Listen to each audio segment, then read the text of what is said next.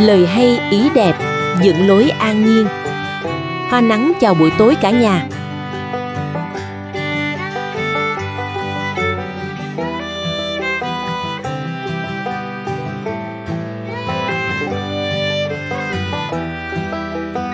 Chào bạn. Có bao giờ gặp ai đó chưa kịp nói chuyện quá 3 câu đã thấy không ưa? Kiểu cảm giác thoáng qua thôi nhưng lại thật đến khó chịu. Không hiểu vì sao, chỉ biết là hên xui, não bạn nghĩ vậy. Các nhà tâm lý học Mỹ nói chuyện này hoàn toàn tự nhiên, và đằng sau cảm giác khó chịu đó là những lý do rất thú vị. Thật ra có đến 6 lý do chính để khiến bạn không hợp gu với ai đó ngay từ lần gặp đầu. Khi hiểu ra, bạn sẽ thấy mọi chuyện đều hợp lý hơn, dễ thông cảm hơn. Hoa nắng sẽ bật mí từng lý do một, kiểu vừa kể vừa giải thích, để bạn nhìn ra là hóa ra não mình lại chơi trò này với mình rồi. Tin mình đi, xem xong bạn sẽ biết cách đỡ khó chịu với những người mình không hợp, hoặc chí ít tự cười được với cảm giác của chính mình. Vì sao chúng ta không thích một ai đó? Trước hết, đó là khác biệt về giá trị sống. Mới nghe có vẻ hơi trừu tượng đúng không cả nhà? Hiểu đơn giản thế này. Nếu bạn trân trọng sự trung thực mà gặp người hay quanh co, bạn sẽ thấy khó chịu, khó gần và mâu thuẫn sẽ nảy sinh rất tự nhiên. Sự khác biệt này không phải để phán xét ai đâu, nó chỉ phản ánh mức độ tương thích giữa hai người thôi. Khi giá trị nền không khớp nhau, mối quan hệ dễ căng thẳng và khó tiến xa. Để dễ hình dung hơn, giá trị sống giống như ngôn ngữ gốc của mỗi người, không cùng hệ, nói mấy cũng khó hiểu nhau. Nghe có vẻ trừu tượng đúng không cả nhà? Nhưng yên tâm, mình sẽ dẫn cả nhà đi qua từng bước, kiểu như vừa đi vừa ngửi mùi hương của câu chuyện. Vừa kể vừa cảm nhận để mọi thứ trở nên sống động hơn. Thứ hai là thiếu niềm tin. Yếu tố nghe tưởng nhỏ mà ảnh hưởng thì cực lớn đấy. Có những người chẳng làm gì sai, nhưng không hiểu sao bạn vẫn thấy bất an khi ở gần. Cảm giác đó không vô cớ đâu, vì trực giác thường nhận ra điều gì đó lệch nhịp trước cả khi lý trí kịp lên tiếng. Và nhớ nhé, giữ khoảng cách không có nghĩa là ghét bỏ ai, mà đơn giản chỉ là cách bạn bảo vệ mình khỏi những năng lượng không an toàn. Cũng không nhất thiết phải tránh mặt hoàn toàn đâu, chỉ cần hạn chế giao tiếp và giữ khoảng cách vừa đủ để tâm mình thấy yên. Và khi thấy mình bất an, đừng tự trách bản thân nhé.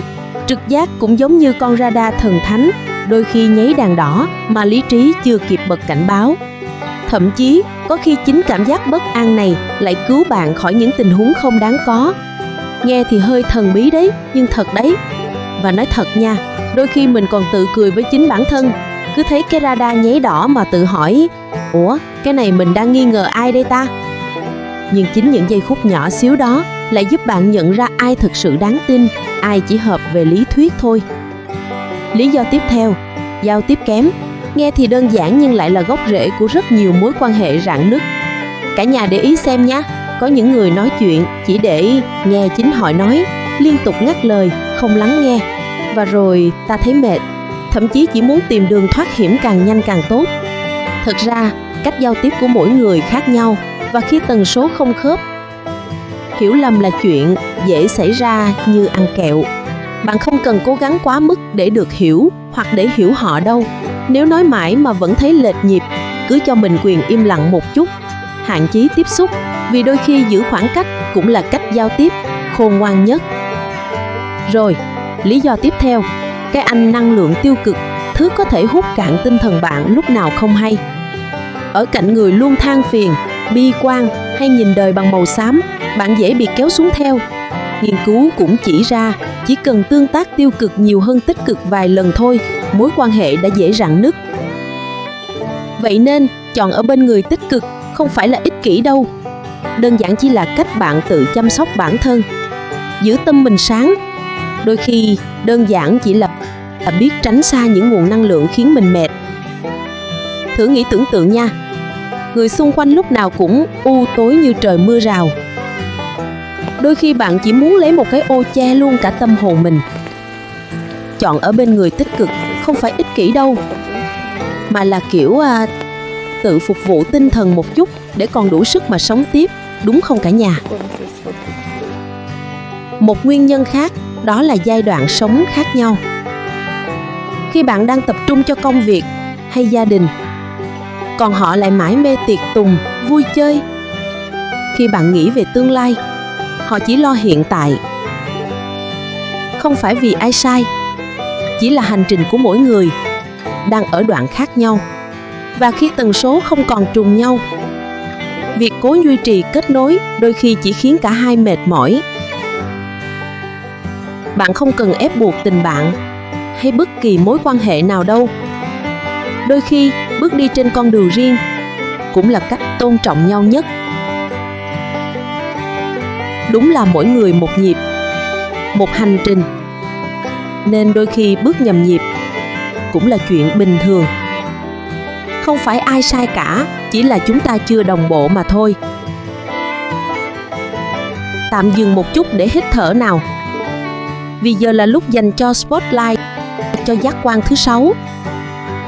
Tín hiệu cảnh báo mà lý trí chưa kịp nhận ra. Cuối cùng, đó chính là trực giác. Thứ cảm giác mơ hồ mà ai cũng từng trải qua. Đôi khi ta không rõ vì sao lại không thích một người, chỉ biết linh cảm rằng có gì đó không ổn. Thật ra, đó là cách não ghi nhận những tín hiệu rất nhỏ. Từ thái độ, ánh mắt hay cách cư xử của họ.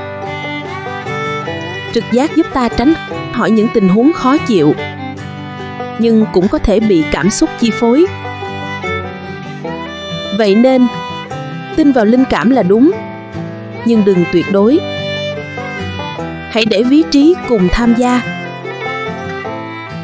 Bởi vì cân bằng giữa cảm nhận và suy nghĩ mới giúp ta giữ được mối quan hệ lành mạnh và an toàn.